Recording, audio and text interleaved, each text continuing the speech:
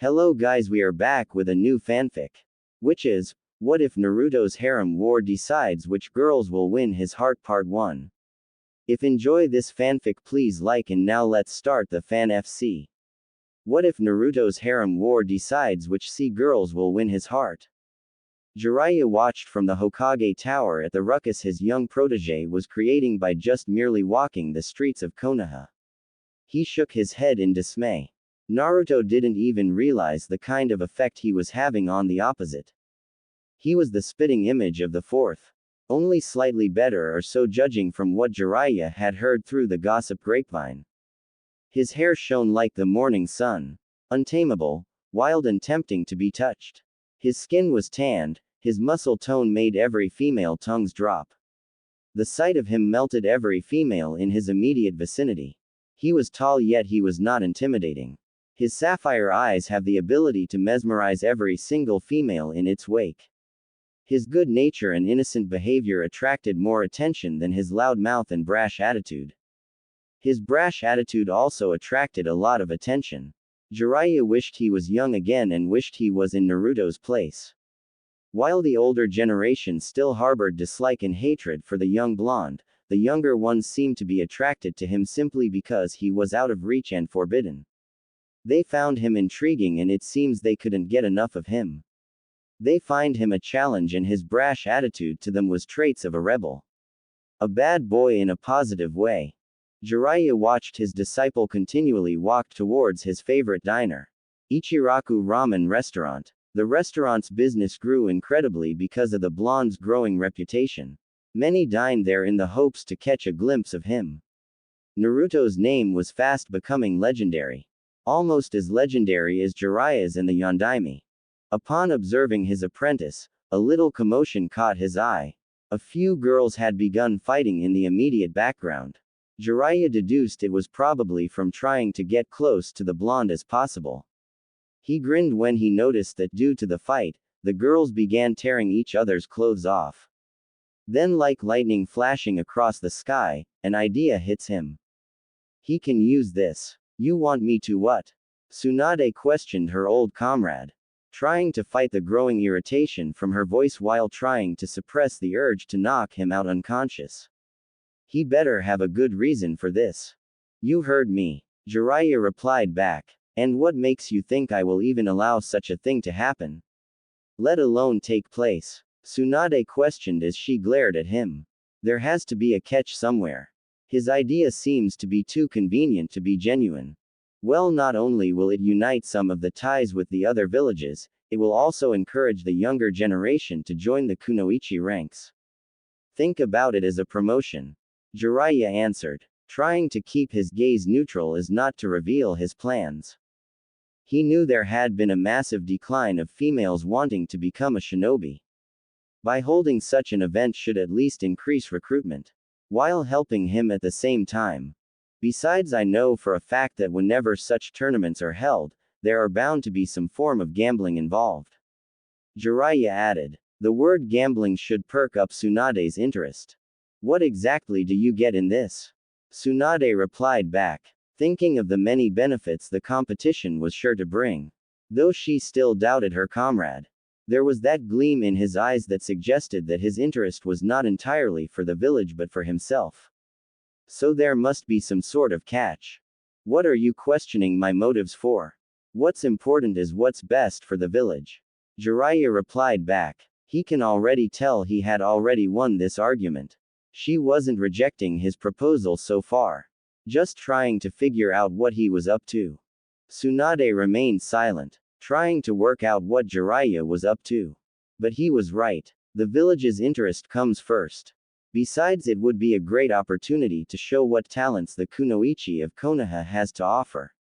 She just had to keep an eye on him. Very well. You have yourself a deal. Tsunade replied back as they shook each other's hand.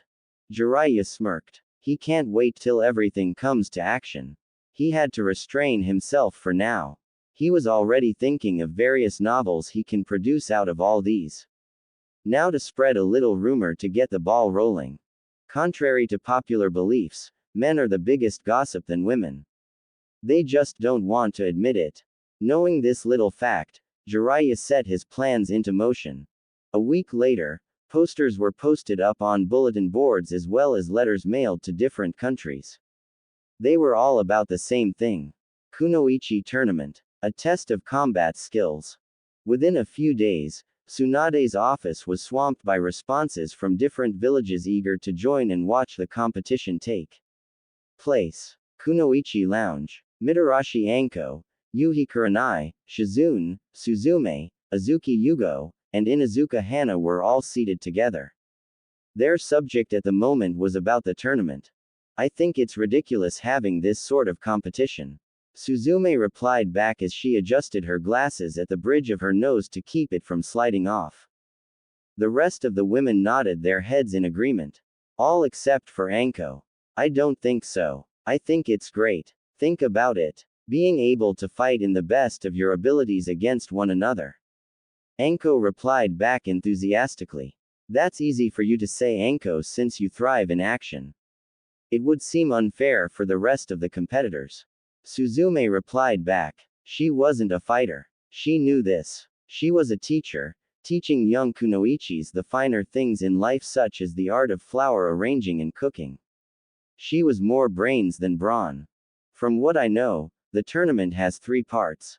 Genin, Chunin and Junin. They fight each other according to their rank. Afterwards they are divided into groups. To keep it fair, Shizune explained. Are any of you joining? Yugo asked. In truth, she was intrigued. She wanted to join. Besides, it was a great chance to test herself against other female nins. Present company included. I've already signed up. Anko responded in glee, which came as no surprise to the rest of the women. I'm in. What about you, Kurenai? Hana answered. She already knew that from the look of things Suzume wasn't interested. I'm still thinking about it. Kurenai answered. What's the prize for this anyway? Suzume asked. Already tired of the subject. A couple of awards, recognition, and all expenses paid trip for 2 to Wave Country. Shizune answered. There are also rumors going around. Hana brought up. She had heard a lot of rumors about the tournament. One most popular rumor was about a certain blonde shinobi. About what? Yugo asked. You mean you girls didn't know? The major prize if Uzumaki Naruto. Anko supplied them. Which made the women gasp in utter and complete surprise. No way. Yugo exclaimed, not believing her ears. Anko only crossed her hands across her chest and nodded. Uhu. That's right. The trip for 2 is with Uzumaki Naruto. And how did you come by this information, Anko? Tsunade-sama didn't even tell me any of this. Shizune asked her companion.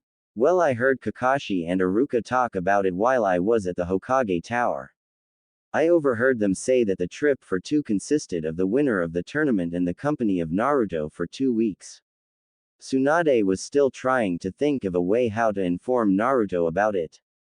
Apparently Jiraiya had altered the letters that was sent out to the other villages, naming Naruto as one of the major prizes. Anko explained.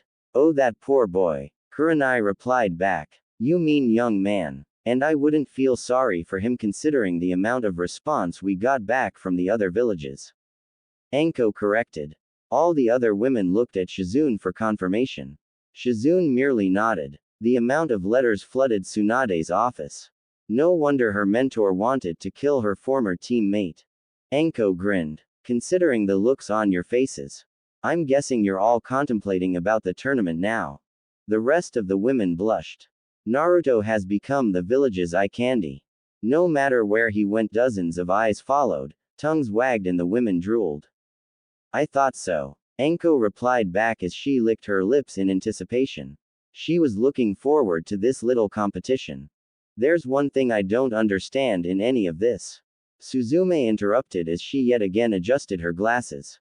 What is it, Suzume? Asked Hana. The stipulations and rewards about the tournament was pretty much straightforward. Well, Suzume began but was rudely interrupted by Anko. Just say it. Anko exclaimed impatiently. I'm just wondering if Naruto knew of the role he would play in all this.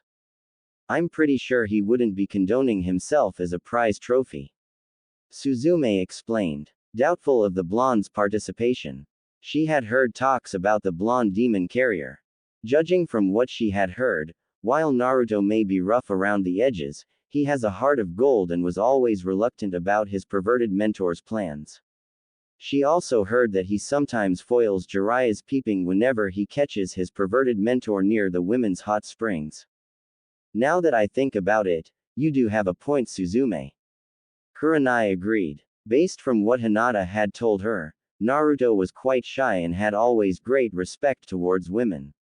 Hinata had reassured her that while Naruto wasn't an ideal gentleman, he wouldn't try and take advantage of any situation if he knew it was unfair and unjust. Well, Shizune, Yugo asked their companion. If anyone should know more about the tournament, it would be Shizune since she was Tsunade's apprentice. Shizune merely looked at her lap. Well, I didn't even know Naruto was involved in this. If I would have probably warned him. And then, Anko prodded. Which could only mean that Tsunade and Jiraiya are trying to keep Naruto in the dark about his role. If they wanted Naruto to know, they would have at least told me about it. Shizune explained, disappointed that Tsunade and Jiraiya seemed to have collaborated on Naruto's behalf. That's right. If Kakashi and Iruka were talking about it in such privy, then they're probably part of Jiraiya's plan of keeping Naruto in the dark. Anko exclaimed as all the pieces of the puzzle began to fall into place.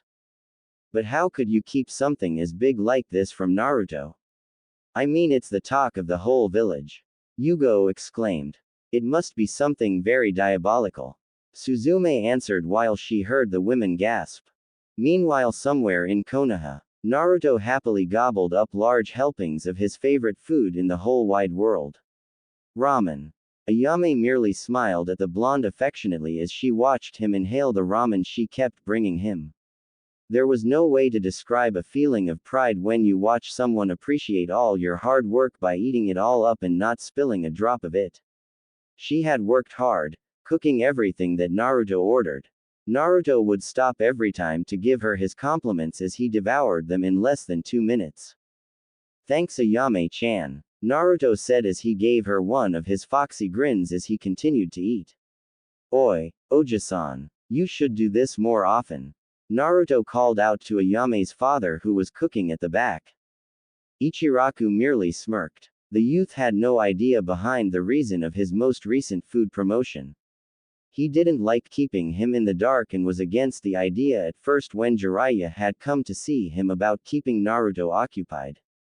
Jiraiya had given him a lot of money and promised more if he would agree to keep Naruto occupied right until the tournament begins. He wanted nothing to do with it at first, but Jiraiya had assured him that it was for Naruto's sake. Ichiraku had grown fond of the boy and treated him like a son he never had. So it was only natural for him to feel protective of Blonde. Besides, Jiraiya was his mentor. He won't let anything disastrous happen to Naruto, right? Oh man, I'm so stuffed, Naruto commented as he belched out loud. Sorry, Ayame-chan. Please excuse me. While the girl blushed. It's okay, Naruto. It only means that you have enjoyed your meal. Ayame replied back, as she began stacking up the dishes. Naruto felt guilty as he watched Ayame collect the towering bowls of which used to contain delicious ramen. It looks like Ayame would be stuck washing the dishes. While Naruto enjoyed the free meal he got, he felt rather guilty that Ayame and her father had worked hard to cook his meal and he didn't lift a finger to help. Hey Ayame-chan, do you need any help? Naruto asked as he began to help her collect the dishes. No, it's okay, Naruto. Ayame replied back. No, it's not. You've worked hard to prepare me a meal without me paying the amount that it mostly deserves. The least I can do is help you clean up. Naruto replied back, not taking no for an answer as he balanced the towering bowls on his arms and made his way to the back of the counter to begin washing the dishes. Ayame could only blush as Naruto joined her side. She had always thought of Naruto as kind and thoughtful. They began washing the dishes alongside each other and sooner than expected the dishes were done. Well, thanks again Ayame-chan and Jizun. I'll see you guys tomorrow. I have to go train now. Naruto bid his farewell. He needed to lose all the food he had consumed. A future Hokage should look fit after all. Ya ne Naruto-kun. See you tomorrow. Ayame called out as she waved him off. Ichiraku smirked. Whenever Naruto had no missions, he was either at their diner or training anyways. But what's different this time is the amount of time he was there. He almost spent the whole day there, and to be honest he was getting tired. Perhaps an eat all you can all week promotion wasn't a really good idea since the boy practically inhaled the stuff, the same as the Akamichi boy. But then again it was Jiraiya who would be paying for all their expenses. Besides the business was booming, he just needed to hire more help, that's all. It's been a long time, Naruto-kun. The woman sighed as she looked at the photograph in her hand. Not the most beautiful photo to have, considering the blonde boy in question is sleeping haphazardly with bandages and drool coming out of his mouth while she gave the dozing boy a kiss, but it's the best photo she has of the boy who made her believe again. The photo really captured the young blonde's purity and innocence. She remembered handing a copy of the same photograph to his teammate while he was unconscious. She even signed her autograph, remembering how hard Naruto tracked her just so he could have her signature. She remembered him telling her that he was one of her greatest fans. Do you still feel the same about me? She sighed wistfully. 5 years has passed now. She tried to keep contact with him by sending him letters from time to time, and she always got a reply which brought enormous joy to her. But as the weeks and months passed by, with his various missions and her being swamped with her own responsibilities, the letters began to lessen. Until they barely kept contact at all. She supposes it was her fault for not trying hard enough. She had admired him ever since his team helped her in Snow Country, which only grew over time because of the letters he sent. She had kept the film the director used when he filmed Naruto in her uncle's battle. It served as a reminder for her of how noble the young blonde was, or whenever she missed him and gazing at their photograph simply isn't enough. She would listen to his voice as Naruto faced his uncle, remembering how his angry tone was always so soft and full of emotions when he spoke to her. Telling her to never give up and believe in herself. Princess, we are now approaching Konoha's border. One of the guards informed her, interrupting her musing. She looked out of the window carriage and saw the lush greenery that now surrounded their carriage. She felt nostalgic, remembering the last time she was in the area. She had really made a pest of herself as she tried to run off at any given opportunity only to be replaced by excitement. She couldn't wait till she sees Naruto again. It appears we're not the only ones who are arriving. The guard informed her. She looked out of her carriage window only to see another envoy near the distance. Another dignitary by the look of things. We're almost there, princess. We have just passed the border. Yorinojo announced. She merely nodded to her bodyguard for acknowledgement. It's nearly 5 years since the young blonde has changed her life. Almost 5 years now that she had kept her promise. She felt a little embarrassed as she remembered brazenly asking him to stay with her until her country was back to its feet. It was a selfish act, but she didn't want to lose him so soon after he had protected and stayed with her during the assassination attempt. He had held her and gave her comfort while she cried for the demise of her father. He didn't abandon her and handed her to the enemy when his friends' lives were in danger. He protected her just like he promised.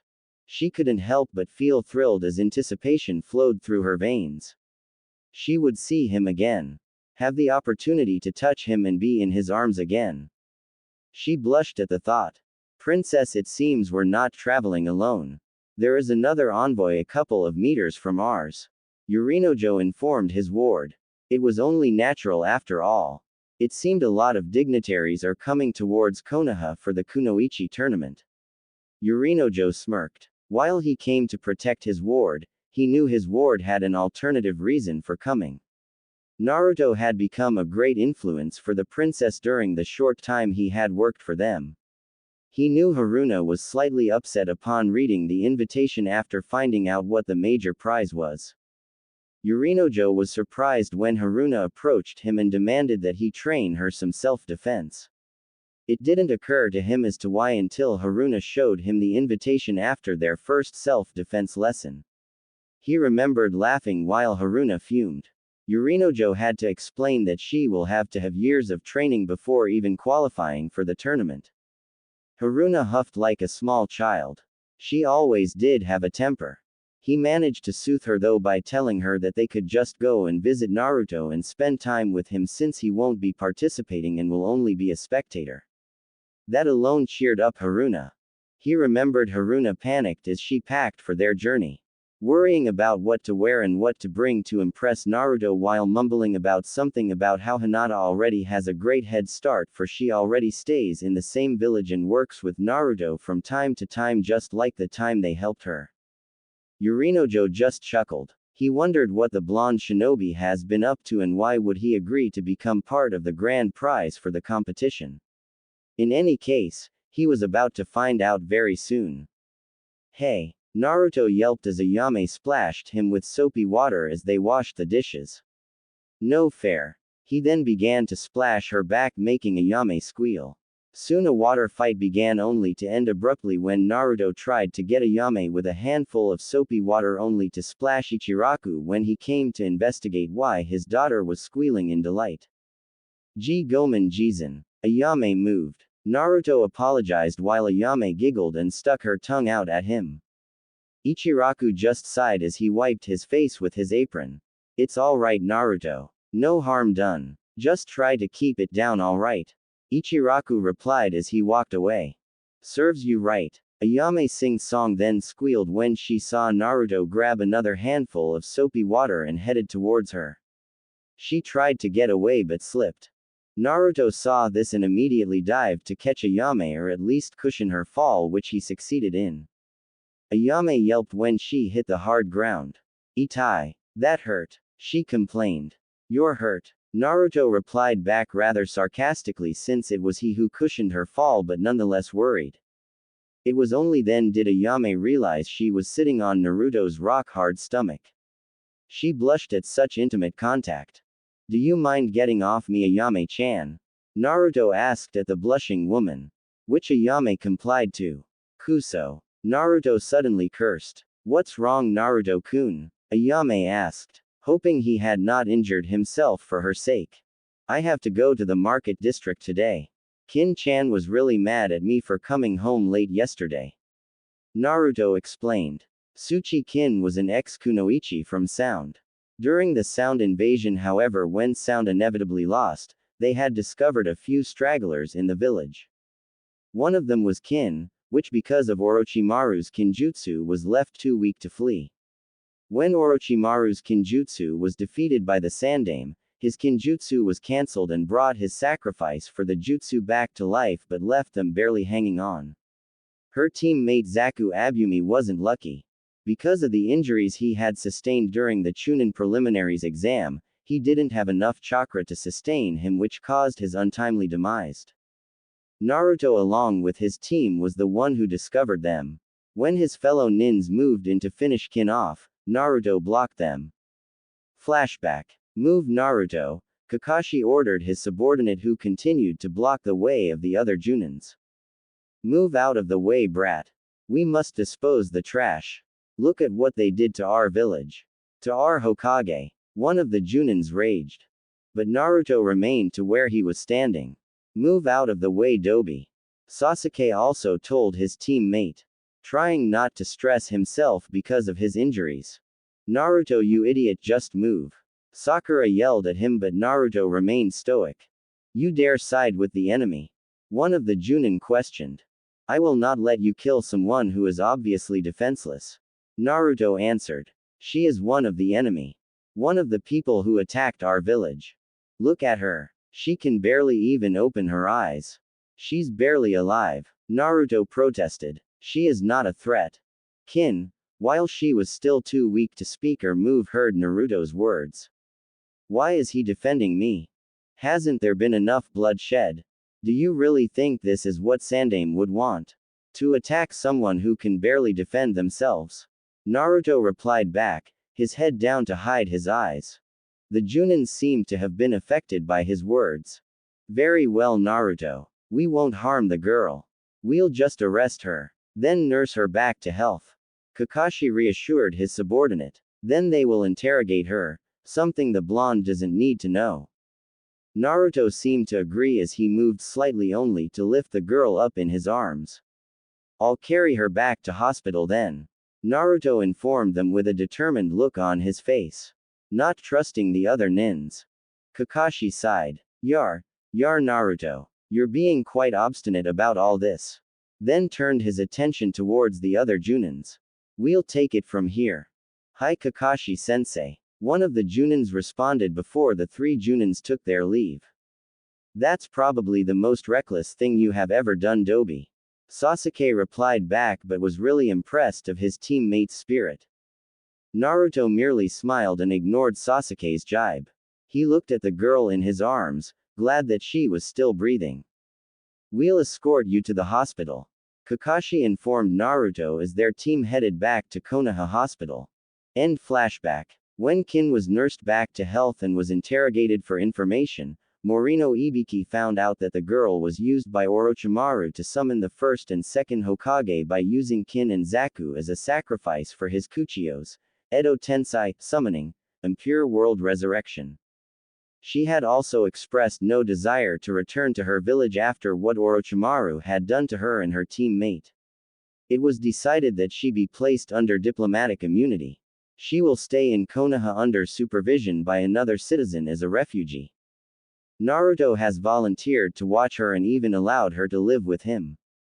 At first, they were at each other's throats since Kin didn't trust him, but in time they had managed to live together peacefully. Kin had enrolled to become a Leaf Nin and became good friends with Hinata and Tenten and the rest of Naruto's friends. Naruto was interrupted from his thoughts when Ayame asked him a question. She's not upset with you, is she? Ayame asked. Naruto just gave her a sheepish grin. Since discovering that Ichiraku had an all-you-can-eat promotion going for a week, he had not been eating any of Kin's cooking, which really displeased her. He was meant to go to the market today to buy some groceries but got sidetracked again when he caught whiff of the delicious scent of ramen being cooked and immediately turned around to eat a few bowls of ramen before going shopping. That was 2 hours ago. Not if I don't hurry. Naruto replied back. Sorry about the mess, Ayame-chan. It's alright, Naruto-kun. You better hurry. Ayame replied back. Naruto then dashed off towards Konoha's market district. Where the hell is he? He should have been here by now. Kin said to no one but herself. Naruto should have been back by now. I bet he stopped by Ichiraku's again. Kin plopped down on the couch. She had grown fond of the blonde over the years they had lived together. She can actually afford a place for herself but was adamant to do so since she had gotten way too attached to him. She never did have the courage to tell him about this since he was still stuck chasing Sakura around like a love-sick little puppy. Something that always grated her nerves. While she had gotten along with all of Naruto's friends, she couldn't stomach Sakura's spoiled attitude. The way she treated Naruto like a little lap dog really got under her skin. She kept leading Naruto on, not to mention Rock Lee as well, while pinning away for that traitor Sasuke. She got the two guys eating at the palm of her hand. She then headed towards her room. It used to be Naruto's room, but since she moved in, Naruto moved next to the smaller room next to hers that used to be his storage room. She had appreciated Naruto's generosity. He even helped her decorate the room to her liking. She approached her bedside table and opened the top drawer. She took out a piece of paper. She reread its contents. It was about the Kunoichi tournament. She had signed up without Naruto's knowledge, wanting to win the tournament so that she can spend the grand prize with Naruto and finally confess her feelings for him. Then another thought entered her mind. There is a possibility that Haruno Sakura could be her opponent, which brought a smile on her lips. She jumped when she heard the phone ring. Moshi Moshi. Kin greeted as she picked up the phone. Kin? Asked the other voice on the line. Ten-chan. What's up? Kin replied back, recognizing Tenten's voice. Nothing much, just bored. Hey, did you sign up for the tournament yet? Tenten asked. Yeah, I have. Have you? Yeah. Tenten enthusiastically replied. I heard almost every kunoichi signed up. Aren't you excited? Thus the two ladies began to discuss in great length who they thought would be in the tournament and what were their chances of winning. Somewhere in Konoha's streets. Phew. This seems the last item on the list. Naruto replied back as he carried an armful of groceries. Only to be interrupted by a summoning bird. Great. This is just great. Now I have to go to see Ba-chan. Naruto sighed. Kin won't be happy about this. He then began to make his way towards the Hokage Tower. At the Hokage Tower, Tsunade sat behind her desk. In front of her was two of the other countries' representatives seated, behind them were their respective bodyguards. Both representatives were women and were subtly filling the room with tension as temperature dropped. They had been discussing their accommodation and the services that will be provided during their stay while at Konoha when both women asked about Naruto. Almost immediately both women looked at each other with suspicion, which made Tsunade's eyebrow rise. Well, this is quite interesting. Tsunade thought as she watched the two women. Just then she heard a loud ruckus by her office door, followed closely by Naruto barging in. This better be good, Ba-chan. Make it quick, I need to go home and put all my groceries away. Naruto whined, still holding an armful of groceries. He had kicked open her door, seeing as he had his hands full. Tsunade's eyes began to tick at the blatant disregard Naruto was showing in front of her and the other dignitaries. She noticed the two women's mood seemed to have brightened due to his arrival through her peripheral vision. Naruto seemed to also have noticed that there were in fact other people in the room and immediately felt sheepish for his behavior. Sorry, Ba-chan, didn't know you had guests. Tsunade seemed to have relaxed because of his honest apology. That's all right, Naruto. Katetsu. Tsunade called one of the shinobi who immediately appeared beside Naruto. Please take Naruto's groceries to his place. I need to discuss some matters to him. Katetsu immediately complied, taking the grocery out of Naruto's arms. Thanks, man. Naruto said to the other nin. No problem, Naruto. Katetsu replied back before disappearing. Naruto. Both female voices piped up in unison, drawing Naruto's attention to Tsunade's guests. Both females in questions glared at each other.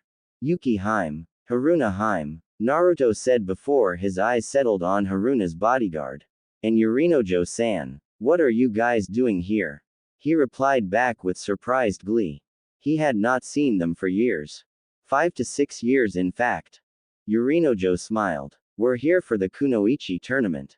Tournament? Naruto asked in confusion, as everyone in the room sweat dropped. That's the buzz I kept hearing about. Naruto said out loud. He only heard bits and pieces of the talk and had seen some of the posters around but paid no attention to it.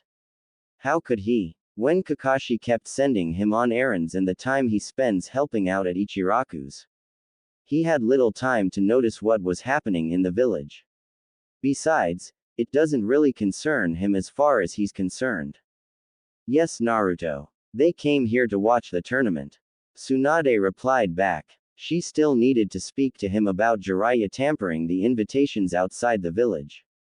She hasn't thought of an idea how to break it to the blonde without suffering the migraine-causing consequences. She really didn't want him ranting at her when it wasn't even her fault.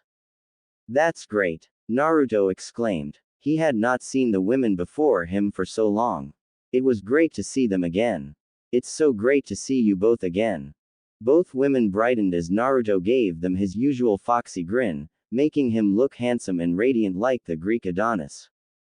Naruto, since it's been a while, do you mind showing me where the Imperial Leaf Hotel is?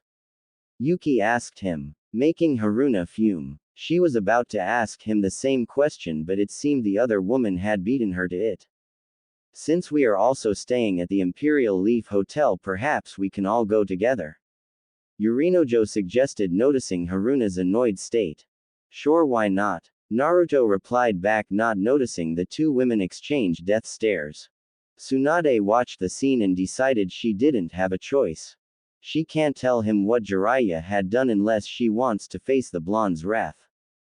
He was relatively harmless, but he was known for being the #1 surprising ninja for a reason, and she doesn't want to find out what type of revenge he has in store for her when he finds out.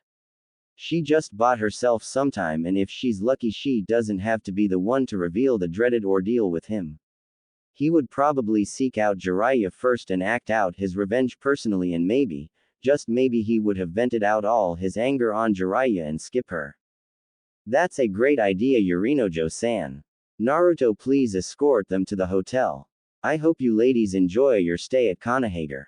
Tsunade replied as she dismissed them. Naruto walked in between the two princesses, unaware of the growing tension between them. Yorinojo's sweat dropped at the tension and was amazed how the blonde could act so oblivious about the two females. How is Snow Country, Yuki Harem? Did you get the machine to work again? Naruto asked Yuki. It's repaired, Naruto, but it takes a lot of getting used to. My people had always been used to snow, so everyone has to adjust with the changes. It was agreed that we'll only use the machine every 3 months. Similar to a normal season would be. Yuki explained while Naruto listened in rapt attention. It had been so long since he had last seen Snow Country and would like to come and visit sometime. Haruna, on the other hand, just smiled as she watched Naruto. He had grown since she last seen him last. He grew taller and more attractive. He was still the same talkative blonde she remembered, but inwardly she was a little jealous of the attention he was giving the other princess. She didn't even notice a small frown had graced her features until Naruto chose the moment to ask her a question. What's the matter, Haruna-hime? Are you tired? Naruto asked. He knew that both women traveled quite a distance to get to Konohagure. Maybe he should just catch up to them on a later date and just take them straight to the hotel for now. Haruna was touched by his concern and shook her head. No, Naruto, I'm fine. I guess I better just take you guys to the hotel. You guys traveled far after all. I can give you a tour of Konoha tomorrow or something, so you guys could rest. Naruto suggested. In truth, he wanted to catch up with them some more, but knew he was being quite selfish if he pushed them. Besides, he should really get back home. The women wanted to protest but knew he was right. They have traveled quite far and their escorts must be tired as well from the journey. So they both reluctantly agreed. A little while later they were standing outside of the Imperial Leaf Hotel. Well, I'll be off now. Nice to see you again, ladies. I'll call you guys or something about the tour. Naruto bid his farewell before dashing off. Wait, Naruto. Both women called, but he was already at a fair distance away. They had at least wanted Naruto to come and walk them to their rooms. Yorinojo, on the other hand, had a grin on his face. How the blonde could pull off something like this was remarkable. Perhaps he will ask him later about his secrets about women, that way he could at least ask his childhood crush Tsunade out for a drink or two. The woman seemed to have never aged at all. Naruto ran towards his apartment, praying to the gods that Kotetsu would have at least explained to Kin that he was summoned to the Hokage Tower. That's why he was late. He was too caught up with his thoughts that he wasn't really paying attention to his surroundings.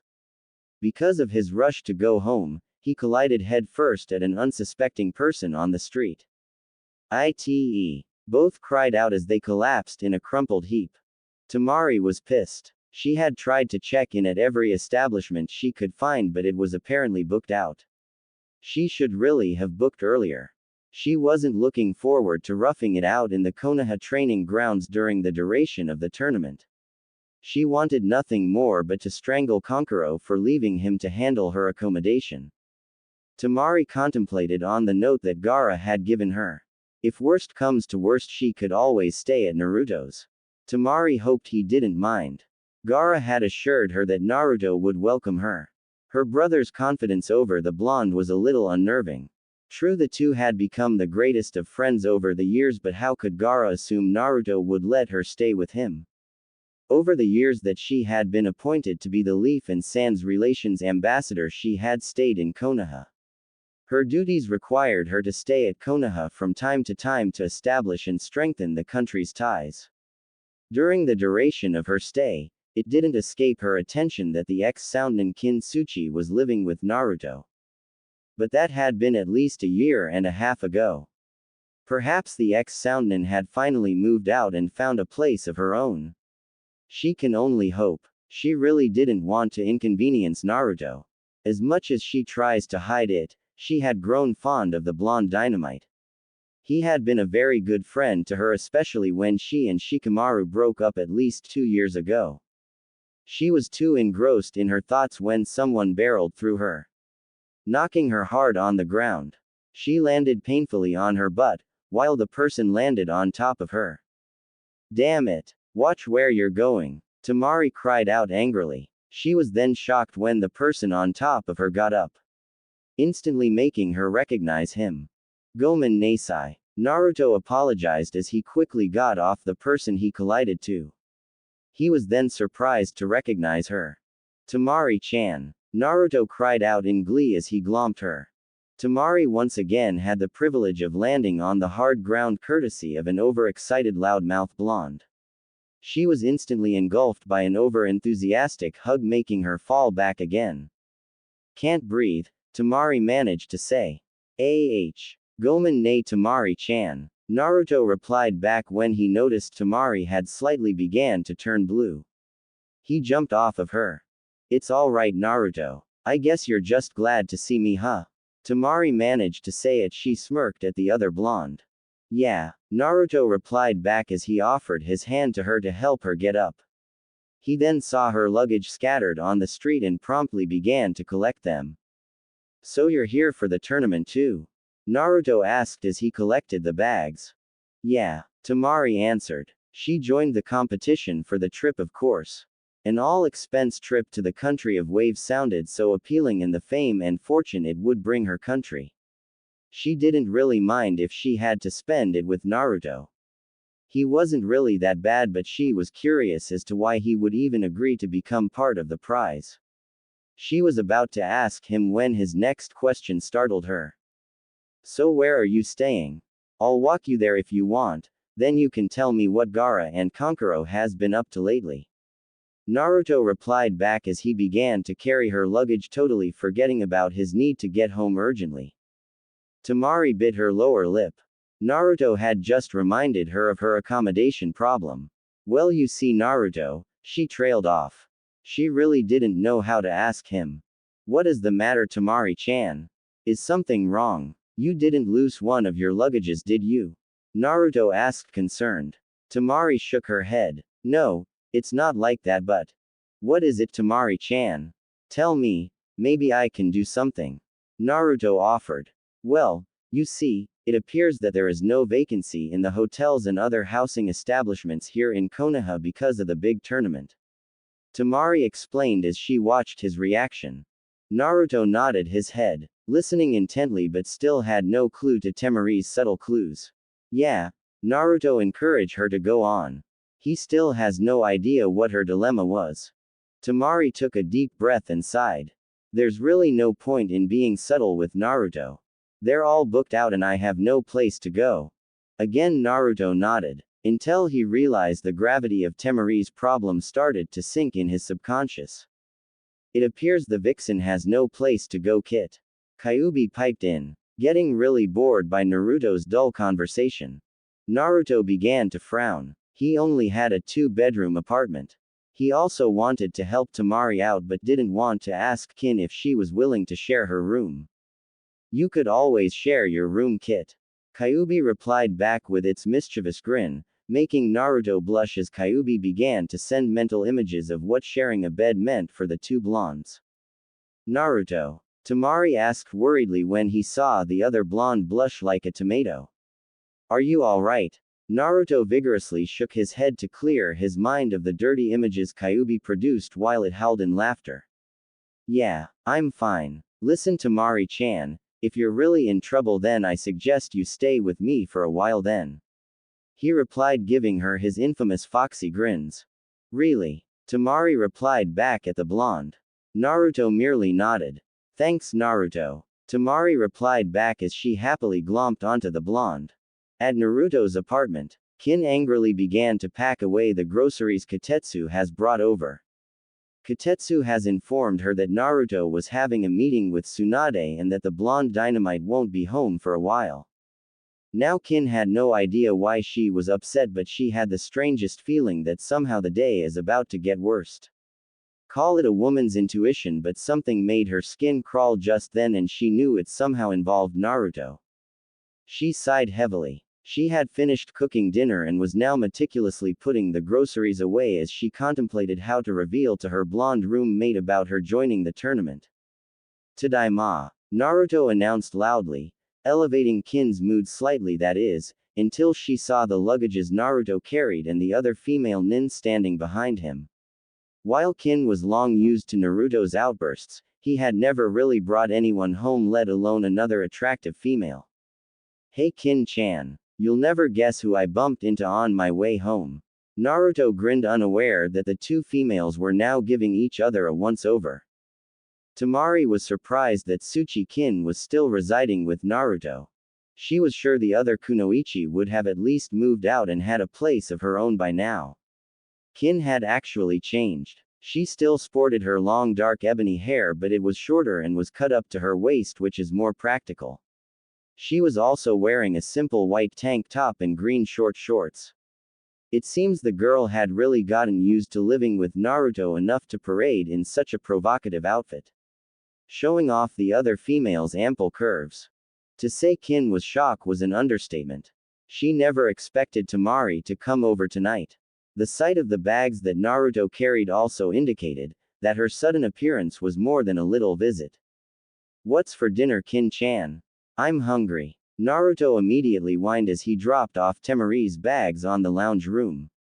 He then began to make his way to the kitchen. Make yourself at home, Temari-chan. Naruto called out. Kin eyed Temari, trying to assess the reason why the other kunoichi was at their place. Temari eyed her in return.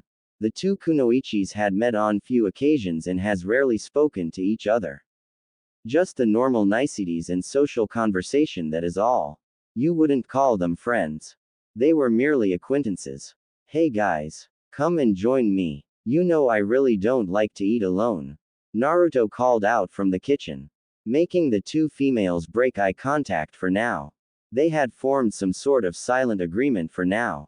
They will discuss this matter later. They joined Naruto in the kitchen, where Naruto helped Kin set the dining table. The kitchen also doubled as a dining room. Temari also helped them set the table and they ate in relative silence. So what brings you in Konohagakure, Temari-san? Kin asked in between bites as she eyed the other blonde. I'm sure you've heard about the kunoichi tournament, right? Well, I'm here to join in. Temari replied back in a confident smile. Are you entering as well? Kin had wanted to tell Naruto tonight about her joining the competition. She wanted to tell him, alone in person, but it seemed Temari had ruined her opportunity. Hi. Really? Isn't this great? Naruto replied back in shock. He never even knew Kin had signed up. Actually, he never really realized about the kunoichi tournament until recently. This is going to be so much fun. I wonder who else ended up joining. Tenten called today and said she and Hinata had signed up. She also told me that Hinata spoke to Ino and apparently Ino and Sakura had also signed up. Kin informed Naruto. Sugoi. I think almost everyone joined the tournament. Naruto replied back in amazement. He couldn't wait to watch the whole event. Are you going to watch and cheer for me, Naruto? Temari asked. She already knew that the blonde would definitely watch the tournament, but she wanted to know if he would be cheering for her. She could still remember him cheering for Hinata and Sakura during the Chunin exams. She wishes that he would also give her the same support. Of course, Temari-chan. Naruto replied back with his foxy grin, making Kin unconsciously snap her chopsticks in half. I'll be cheering for all of my friends. Kin's actions weren't missed by Temari, who was only amused by her reaction. Kin-chan, I think you broke your chopsticks. Naruto helpfully pointed out. Oh yeah, I didn't even notice. Kin replied back, trying to cover herself from embarrassment. She began to collect the empty plates on the table. By the way, Kin-chan, I have good news. Naruto continued as he looked at Kin and then at Temari. Tamari-chan will be staying with us for a while, isn't it great? Kin almost dropped the plate she was carrying. Hi, she answered. How is Tamari staying with us great? But where is she going to sleep, Naruto? We only have 2 bedrooms. Kin pointed out. There's no way in hell will I share my room. That's alright, Kin-chan. I already have everything figured out. She will be staying in my room. Naruto replied back enthusiastically. What? Both women cried out in unison.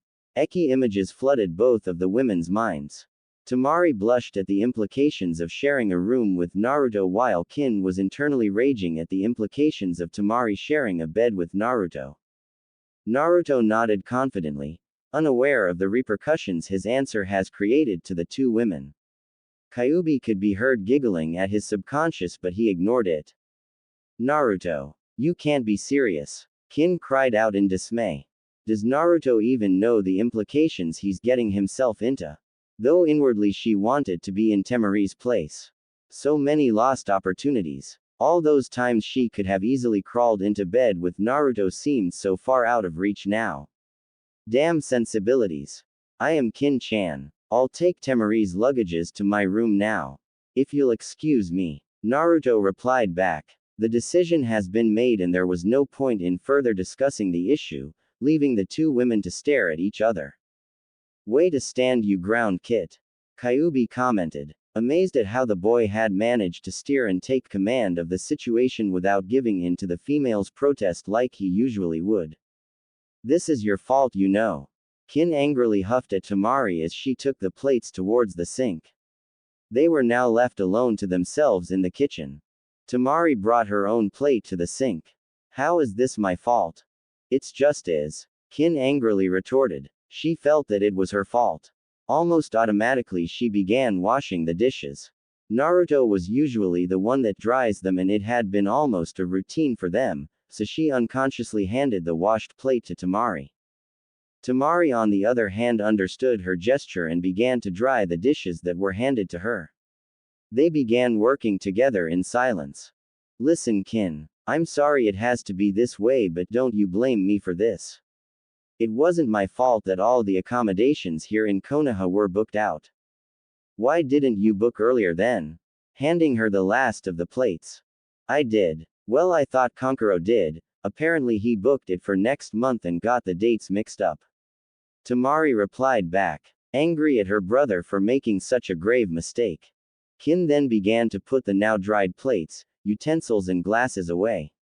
It doesn't really matter now, does it? You just better not try anything funny.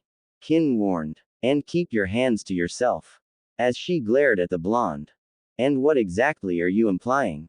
Tamari replied back. She could sense the warning in her tone. Besides, it should be Naruto you should be warning. Feeling a bit impish, Tamari decided to tease the brunette even further. But I guess it can't be helped, can it? I can't help it if he feels the urge to touch me while we're in bed. Who wouldn't? With me lying beside him and all. Smiling slyly at Kin. I'm just too tempting. She added as she began to arch her back and began to pose provocatively. Kin almost snapped at Temari's insinuation. That is until they heard Naruto call out. Hey Tamari-chan. The bed's ready. Which only made the 2 women blush crimson. Hi. Tamari answered as she began to make her way towards Naruto while Kin was hot on her heels. Kin will not let Tamari sleep with Naruto. If she has to, she will volunteer and share her bed with the Sand Nin. They both entered Naruto's room at the same time only to see the blonde male clutching a pillow and a blanket. The room's ready, Tamari-chan. Sorry if it's a bit messy and all. The 2 women merely stared at the blonde. Well, I'm tired. I guess I better go and head off to the couch then. Good night, Kin-chan, Tamari-chan. Naruto replied back to the speechless girls as he walked past them and went towards the lounge room. The 2 women just gazed at the blonde male. Kin was both amazed and happy with the sudden turn of events while Tamari felt a little disappointed, though she had no idea why. Well, that solves both our problems then. Have a good night, Tamari-san. Kin said cheerfully as though a great weight has been lifted off her shoulders as she headed towards her own room. Tamari swore she had seen the brunette almost skipped happily as she entered her own room. Tamari absently moved into Naruto's room and decided to get ready for bed. Wondering why she felt disappointed that Naruto wouldn't be sleeping next to her. But shrugged it aside, she might just be tired. At the couch, Naruto tossed and turned in the couch. He was trying to get comfortable but was in vain. It didn't help matters when Kyuubi often suggested that he should ask one of the women to share the bed with him since he was supposed to be the master of the apartment. Naruto merely groaned in response. So he decided to meditate and listen to his surroundings. Taking a deep breath, he began to listen. He could hear the clock ticking as well as the water drops from the kitchen faucet. He can hear the crickets outside and the breeze that blew silently against the open windows. These sounds were so peaceful and was slowly lulling him to a deep slumber. Deep in the recesses of his mind, Kyuubi watched the blonde boy sleep. Contemplating about the young human's life and the ordeal the young blonde has lived since becoming its prison. The human boy had lived a long and painful life so far. It is great to see that at least now he was finally getting his life on track. With the many friends he had met along the way, Naruto's life had gradually become better. It amused Kyuubi immensely that once his social life has improved, he had also attracted a great number of the opposite and a few same ones while remaining oblivious to it all. But despite all this, Kyuubi knew that the boy was still adjusting to this new improvement in his life. Kyuubi could still feel a sense of emptiness in the boy. "I will take care of you, Kit," Kyuubi murmured to the sleeping boy. Deep in Naruto's subconscious, where a massive cage laid, was the great creature Kyuubi. Its massive, ferocious appearance began to transform slowly. Its massive form began to shift as it gradually became smaller. The fur covering its body began to disappear. Once the transformation was finished, it left an image of an adult human female with long, wavy, fiery red hair that cascaded down its front covering its chest. It looked to be around the age of 20 to 25 years of age. Outside its cage laid a sleeping Naruto. Unaware of Kyuubi's transformation, Kyuubi walked in front of its cage, but as it got close, the bars began to shift so that it will contain the now humanized demon. The bars could only let Kyuubi's arm pass through. Kyuubi kneeled near the cage and sat as close to the bars as possible. It sat there, with its human legs to one side. Similar to how a classy and sophisticated human woman would sit. Kyuubi reached out towards Naruto's hair and began to stroke it. Naruto's hair felt like fine silk in between her human fingers. Naruto seemed to have sensed its touch, for Naruto unconsciously moved closer to the cage. "I will definitely take care of you, Kit," Kyuubi murmured to its sleeping keeper. Its red ruby eyes never left the blonde. "It will make sure that Naruto will have no nightmares tonight like the many other nights since." Kyuubi noticed the blonde's worth. XXXXXX. Kin woke up early to prepare breakfast for her and Naruto as usual. She figured her blonde roommate would still be sleeping right now. Her mind was still filled with cobwebs and there was a nagging feeling that something was amiss. There was something important that she needed to be aware of, but she couldn't remember what it was, so she dismissed it. She proceeded to head towards the kitchen where she saw a lump on the couch. Still a bit groggy, she approached the lump only to recognize the wild, unruly blonde hair. Kin couldn't help but smile. The poor guy, he was probably too exhausted to even make it to his room last night. Kin said to herself. Again there was a nagging feeling at the back of her head that was screaming something that she should remember. Again she dismissed it, opting instead to wake up the poor guy before he got neck and back cramps from sleeping on the couch. "Hey, Naruto, wake up," Kin said as she shook his shoulder gently. "Zzzzzzzzzzzzz," was all she got for a reply from the heavily dozing blonde. "Come on Naruto, wake up. You'll get cramps this way." Kin tried again. "Zzzzzzzzzzzzzzz." Kin, getting tired from the snores she was receiving in response, decided to just pull the blanket off the dozing blonde. Perhaps the shock of the cold morning air would rouse the blonde. "Okay Naruto, you asked for this. Kin warned as she pulled the covers. What happened next was certainly unexpected. Blood drained from Kin's beautiful face at the scene before her. Her mouth became unhinged as she found herself stuttering inaudible words. Before her was Naruto. His shirt was probably discarded during the night, revealing his well-chiseled chest and abs, but that wasn't what made Kin lose her words or her composure. As her eyes trailed down his body, her eyes paused and immediately became riveted on the sizable lump hidden by his orange silky boxer shorts. For the lack of better words or description, her mind deduced the scene before her. He had a tent. Unfortunately, at this very moment, the draft finally got to the sleeping blonde and chose that moment to awaken.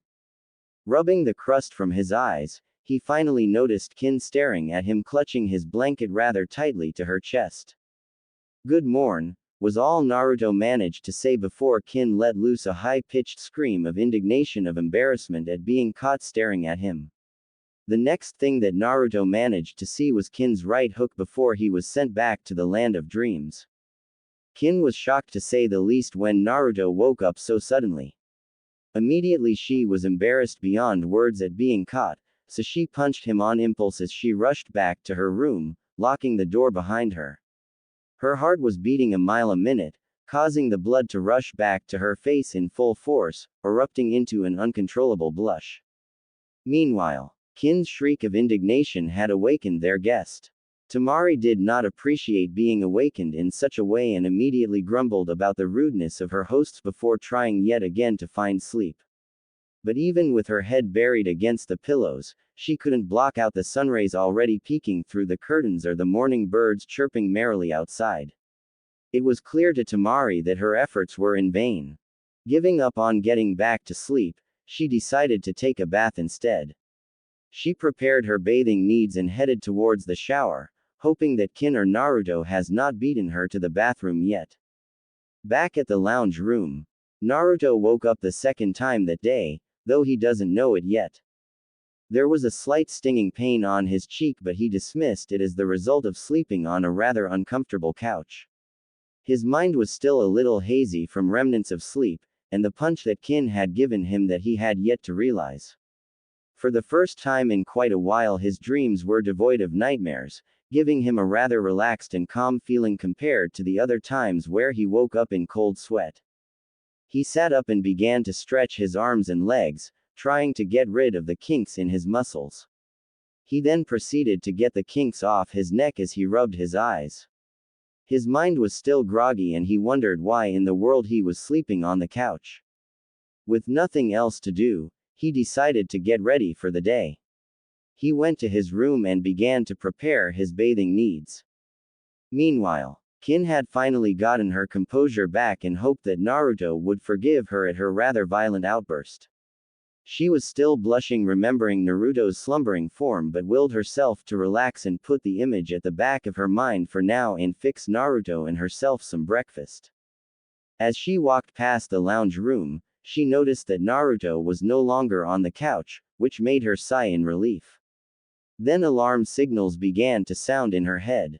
The nagging feeling had come back in full force.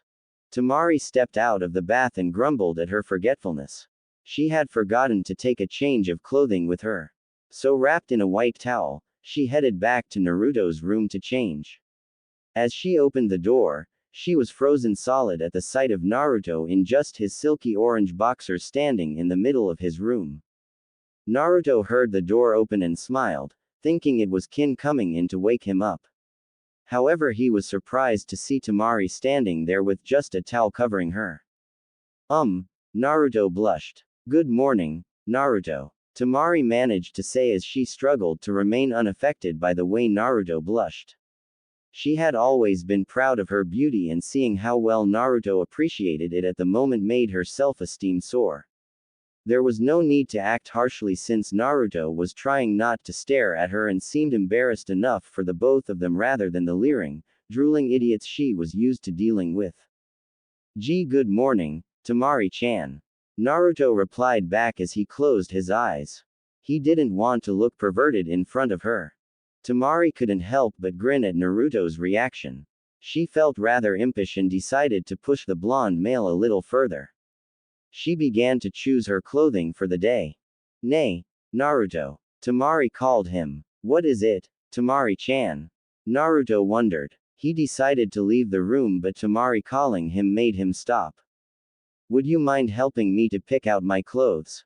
Tamari asked, but in her mind she was grinning. Before Naruto could answer, however, another feminine voice answered for him. I'm pretty sure you're very capable of choosing your own clothes, Tamari-san. Kin replied back rather angrily, before turning her attention to Naruto. Aren't you supposed to get ready yet? Naruto merely gulped and rushed out of the room at the death glare Kin had bestowed on him. That wasn't very nice of you, Kin-san. Tamari replied back. It wasn't nice of you for teasing him like that, Tamari-san. Kin replied back. Jealous? Tamari asked rather impishly. Breakfast is ready. Kin replied back rather than answering Tamari, before slamming the door closed. Tamari merely grinned. She'll definitely like staying with Naruto. Elsewhere. Has he called yet? Haruna asked her right-hand man Yorinojo. Not yet, princess, after all it's only 6 in the morning. Perhaps the young man is still sleeping. Yorinojo answered his young charge. He doubted Haruna had managed to find any decent sleep the night before. She was restless, wondering what to wear for the day in case Naruto calls them for the tour he had promised. Haruna, in the other hand, couldn't help but fidget. She didn't have much time to speak to the blonde because of the other princess from the country of snow. Today she was determined to have his attention solely on her. Relax, Haruna-hime. Naruto always keeps his word, remember? Yorinojo replied back. His words seemed to have soothed the irate princess. Would you like some breakfast first? Haruna simply nodded. So no one has called yet? Yuki asked the hotel concierge. She was also waiting a call from Naruto. No, it's fine really. Please inform me immediately if an Uzumaki Naruto either shows up or calls. Before hanging up the phone, Yuki was getting giddy with excitement. She couldn't help but feel excited about having to spend the whole day with Naruto. Back at Naruto's apartment, the atmosphere was a little tense. Naruto opted to remaining quiet throughout breakfast or incur the wrath of his roommate. He could tell that Kin was upset by the way she gripped her chopsticks and the ominous dark aura in the background. He was pretty sure anytime soon the chopsticks she held were going to break because of the strain they were under. Tamari, on the other hand, was rather cheerful and was thoroughly enjoying the little scene before her. She couldn't help but tease Kin or Naruto. It was just too much fun seeing their reactions. Oh, Naruto, your juice is nearly empty. Would you like a refill? Tamari asked, noticing Naruto's glass of orange juice. Before Naruto could answer, however, Tamari had already taken his glass and refilled it for him. Thanks, Tamari-chan. Kin, not happy at the attention Tamari was displaying to her Naruto, decided to use the same trick. Oh, Naruto, you're almost out of rice. Before putting more rice to his plate. Thanks Kin-chan. Naruto replied back. Would you like more onigiri, Naruto? More egg rolls, Naruto? Ladies. Naruto's sweat dropped. While he would admit to being a bit touched by the attention he was receiving, the amount of food they were giving him was starting to make a large pile on his plate. He was already full, but the two girls seemed to be determined to feed him. I'm sorry Kin-chan. I really did enjoy the meal, but I'm already full and I'm afraid I can't finish it all. Seeing the two girls deflate, he immediately regretted his action. But for you girls I will finish everything on my plate. With stubborn determination he did just that. Both girls felt a little sheepish at their behavior and a little awed by Naruto's gesture. Ha! Naruto cried out in triumph as he set his chopstick down, his gut visibly protruding. That was a really good breakfast Kin-chan. I'll be off to train now. Before making a hasty exit. He's going to be sick, isn't he? Tamari replied back as she watched Naruto depart. Yeah, poor guy. Kin replied back. Both girls stared at each other, both looking sorry for what they did. Somewhere in the outskirts of Konoha, Naruto tried his best to keep the contents of his stomach down. He didn't want to upset either of the girls, so against his better judgment and his stomach, he finished the pile of food on his plate. He could easily ask Kyubi to heal his stomachache, but he didn't want to rely on the demon's powers too much. If he was going to be the greatest Hokage ever, he will have to rely on his own strength and power, not the Kyubi's. Naruto-kun, Hinata hesitantly called out to him. Finally, after years of training and making herself stronger for him, she had been able to overcome her stuttering.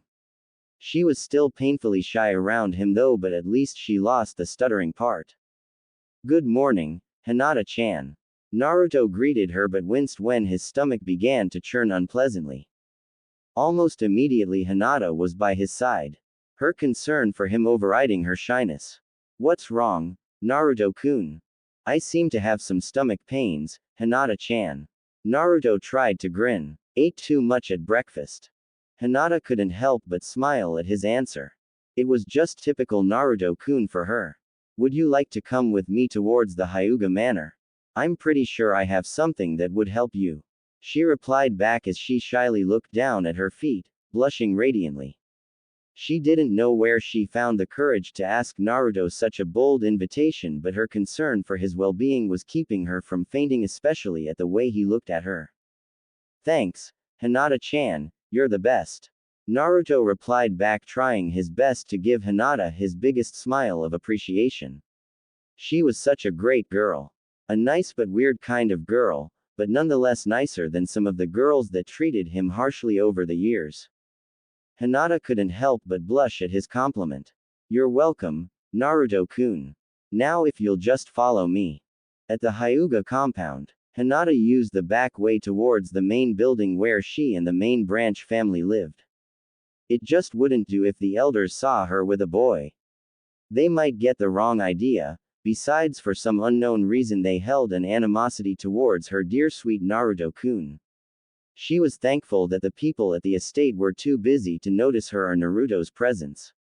She also thanked the fact that Naruto no longer wears his bright and loud orange clothing, only black clothing with a minimal red or orange strip in it. She led Naruto towards the private kitchen area where she instructed Naruto to sit and wait while she prepared tea to soothe his aching stomach. Thanks, Hinata-chan. You didn't have to go through all this trouble for me. It's no trouble at all, Naruto-kun. Hinata blushed. Naruto began to make idle chit-chat as they waited for the water to heat up. I heard from Kin-chan that you're joining the Kunoichi tournament. That is right, Naruto-kun. Wow, that's great, Hinata-chan. I'll be cheering for you. Hinata once again blushed at the attention her Naruto-kun was giving her. I'll do my best, Naruto-kun. She had every intention of winning. The prize would enable her to bring Naruto to Wave Country where she can confess her feelings for him. Truly, after spending 2 romantic weeks away from Konoha with just the two of them would give her enough courage to confess to him. But thinking of the other competitors slightly dampened her resolve. What if they're stronger than her? What if she failed? How will she be able to confess to her dear Naruto-kun? And if Naruto was watching and cheering for her and she lost and let him down, what then? Naruto suddenly held both of her hands in his as he looked into her eyes. I know you will, Hinata-chan. I know you always do your best. He said when he saw her begin to lose her spirit, probably thinking about the other competitors and doubting her abilities once again. For the life of Naruto, he couldn't understand why Hinata always doubts herself. She was one of the most kick kunoichis he knew, and yet she was always so adamant and hesitant about her abilities. It was probably due to the many times people always underestimate her, like Neji before. Naruto knew that she can accomplish great things if only she believed in herself more. Hinata nearly fainted but resisted the urge to do so. Naruto was noticing her. He was holding her hands, his intense blue eyes boring into her pale lavender hue ones. She was in the verge of swooning when they were interrupted. Hinata-ni-chan. Hanabi walked in the kitchen, was shocked to find the infamous Uzumaki Naruto holding her older sister's hand in an intimate manner. Given the fact that they were also alone in the kitchen unsupervised. Hanabi-chan. Hinata replied back. Naruto immediately let go of her hands, an act which brought disappointment to her. Hi there. Naruto greeted the girl. He has a nagging feeling he's seen her or met her before but couldn't really pinpoint where and when. Hanabi merely raised one delicately shaped eyebrow. She never knew her older sister had in her to bring a boy to the compound, and Uzumaki Naruto no less. She noticed her sibling's visible blush and put two and two together, finally solving the puzzle she had been trying to figure out for months. She knew her older sister's dedication wasn't for herself but for someone special. Her cousin Neji had informed her that Hinata's change was not only for herself but to prove herself worthy in the eyes of the object of her affection. When at one sparring match, her sister managed to defeat her not once but 5 times, revealing her own set of jutsus and one impenetrable defense called Shugohak Rokujuin Sho, protection of the 8 trigrams 64 palms, a combination of their clan's Hakusho Daikaden, 8 trigram palms heavenly spin, and the Hake Rokujuin Sho, 8 trigrams 64 palms. For months since Neji's revelation, Hanabi strived to figure out who had captured her naive older sister's heart, but her efforts were in vain. It was hard to decipher what type of guy had captured her sister's attention when she was such a shy creature. Hanabi should have known that her quiet-willed sister would be attracted to the untamed and chaotic force that was Uzumaki Naruto. Hanabi couldn't fault her sister's choice. She herself, along with her best friend Moegi, has grown quite fond of the blonde. Hearing his great feats from the elders and the other shinobi in the village had sparked interest in her behalf, not to mention that the blonde was absolutely gorgeous up close also helped her fascination grow. Hanabi smiled widely, which didn't happen very often. I didn't know you had a guest, Onichan. I hope I didn't interrupt anything. Hanabi replied in her sweetest voice. Would you like to introduce him? Hinata frowned. She didn't like how her normally outspoken younger sister to be overly sweet. Naruto-kun, I'd like you to meet my younger sister, Hyuga Hanabi. Pleased to meet you, Hanabi-chan. Naruto greeted. Was it just Hinata or did she just see her younger sister blush? What brings you here in our humble abode, Naruto-san? Hanabi asked, totally ignoring her older sister's presence and was trying to keep Naruto's attention to herself. Humble, Naruto mouthed. The Hyuga compound was huge, his apartment was probably equivalent to their closet, so Hanabi's statement was a complete understatement in his opinion, but he didn't want to be rude. She was probably downplaying the vast compound to make him feel comfortable about the grandeur of his surroundings. Your sister was kind enough to bring me here to have some tea to cure my stomach ache. Giving Hinata a foxy grin that turned Hinata's brain into mush. Really? Perhaps I can offer you my services as well. While tea may ease your stomach cramps, I can give you some medication from our infirmary. Hanabi offered. Really? You'd do that for me, Hanabi-chan? Naruto smiled back. He didn't know much about Hinata's younger sister, only that she was supposed to be the heir of the Hyuga clan, assuming what's supposed to be Hinata's role and the fact that Neji was currently training her. It's the least I can do for my sister's suitor. Hanabi replied, trying to determine Naruto's relationship with her sister judging from the scene she had witnessed before. Suitor. Naruto replied back confused. Hanabi, Hinata warned her sister knowing where she was leading the conversation into. Hanabi merely grinned at seeing Naruto's reaction and her sister's. So that's how it is. Naruto still looked confused while Hinata frowned at her sister. Let me get those medication for you, Naruto-san. Hanabi excused herself, still grinning. Thanks Hanabi-chan, and please just call me Naruto. No need to be formal and stuff. Naruto replied back while giving her a foxy grin in return. Hanabi blushed before she left the room, leaving Hinata and Naruto alone. Hinata continued to frown at her sister's retreating back. Sweet girl, Naruto commented, which only made Hinata's frown even deeper. I think the tea is ready. Hinata announced as she began to prepare the tea for Naruto, trying to wipe the frown off her features. Hinata, what's wrong? Naruto asked as he watched Hinata's mood began to dampen once again. Naruto's concern for her well-being seemed to lift up her spirits though. he was always so caring and thoughtful to the people around him despite his crude mannerisms. He was genuinely a good-hearted person, and that was always something that attracted her to him. She shook her head to shake off his concerns and gave him a small smile. I'm fine, Naruto-kun. You know I'm always here for you if you want to talk and stuff, right? Naruto reassured her, which only made her heart swell. I know, Naruto-kun. She replied back as she served him the tea. For a while they sat there in amicable silence, mostly talking about non-important stuff until Hanabi returned with the medication she promised. The way Hanabi doted on Naruto annoyed Hinata. He was her guest, therefore, she was supposed to be the one who doted on him. Naruto, however, was unaware of the growing tension between sisters or how they had subtly began to vie for his attentions. Soon Naruto's stomach ache disappeared and realized he was now imposing his presence upon the Hyuga sisters. They probably need to be somewhere else, but was probably stuck with him because he was their guest. I'm probably taking too much of your time, ladies. I guess I better go. I'm sorry for keeping you here and suffer in my company. Naruto replied back. Of course not, Naruto-kun, I invited you over after all. Hinata replied back with a slight panic in her voice. Was he already tired of talking to her, or was it her sister? If it were up to her, Naruto would never leave her side. Don't worry about it, Naruto-san. I assure you that my presence is not missed. Hanabi reassured the blonde. Nonetheless, I think I've overstayed my welcome. Thank you, Hinata-chan, Hanabi-chan, for your hospitality. I owe you two a favor or two, maybe I can even repay your kindness someday. Naruto replied back with one of his foxy grins that melted both of the sisters' hearts as he gave them a thumbs up. I'll see you out then, Hinata said dejectedly.